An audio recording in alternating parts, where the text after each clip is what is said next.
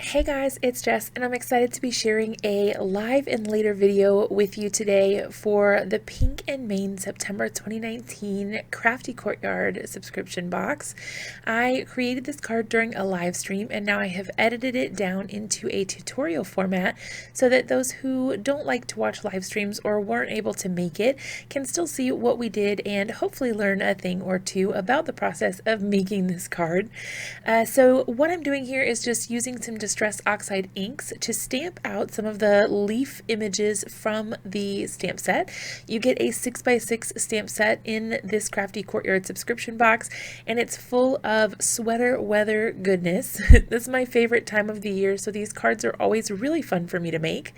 The colors that I'm using here are Antique Linen, Rusty Hinge, I believe Gathered Twigs, and Aged Mahogany.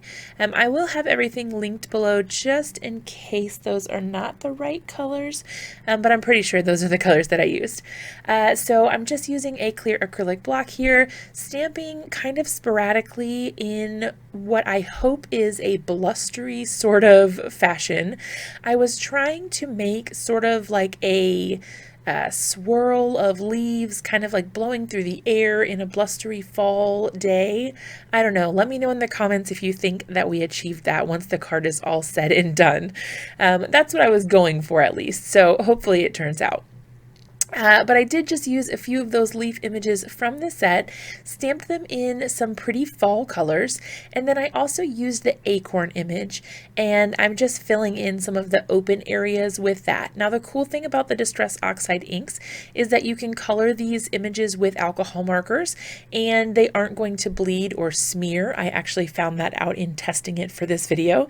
I wasn't sure. I knew you couldn't use water-based markers or like any sort of real brush pen, things like that, because since they're water-based, they would just oxidize the inks and they would react with them. So I wasn't sure if the alcohol inks would work, but they actually do, so that's really cool. I'm just using my Spectrum Noir markers to color up the images in coordinating colors. I just did a little bit of basic shading, nothing fancy or crazy. I just wanted to have some color on there with just a touch of shading, but not anything over the top. So I'm going to go ahead and pop on some music for you. I will put the time that you can skip ahead to in case you don't like to watch coloring.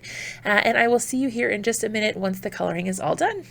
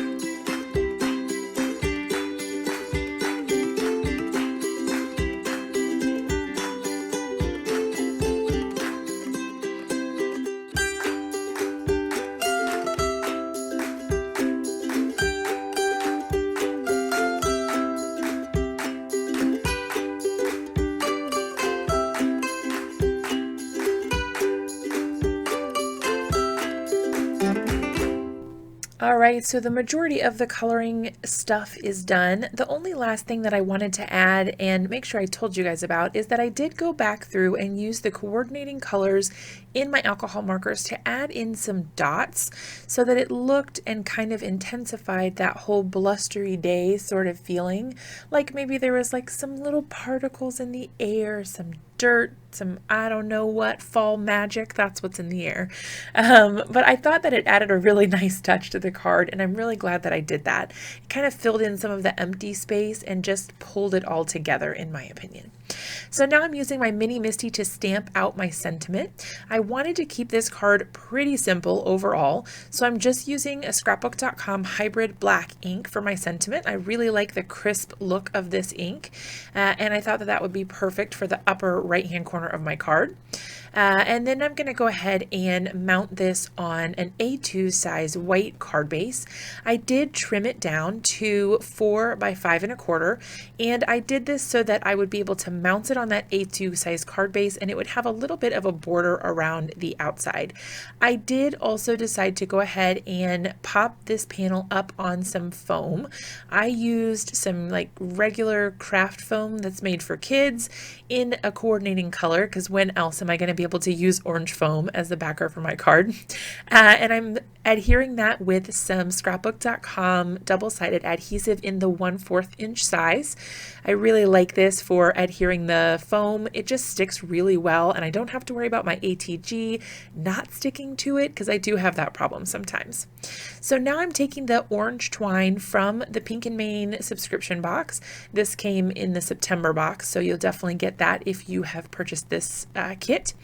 And I'm just using some super glue because I'm being super lazy and I didn't want to wait for it to dry.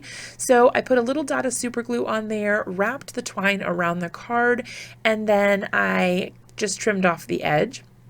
Now I'm peeling off the backer for that adhesive on the back side of that foam, and I'm going to go ahead and position that on to my white card base. Now I felt like I liked this, but it needed a little extra something, and in true Jess fashion, I decided to add a fork bow because I'm just, you know, me, that's how I am. If you're interested in seeing how I tie these little bows, I do have a short little video on how I tie them, so you can check that out. I'll link it in the upper right hand corner if you're interested in that. But I do keep a designated craft room fork just for such occasions that I want to tie cute little bows and make them perfect and tiny and just so precious every time. And I really like the effect that these give. They're just so stinking cute.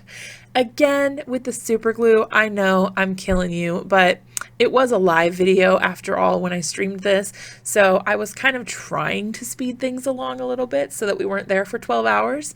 But, you know, that's that.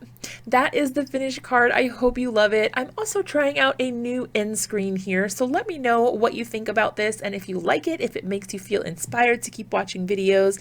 I always love to know what you guys think. Thanks so much for watching. Have an awesome day. Be sure to like and subscribe, and I'll see you guys next time. Bye.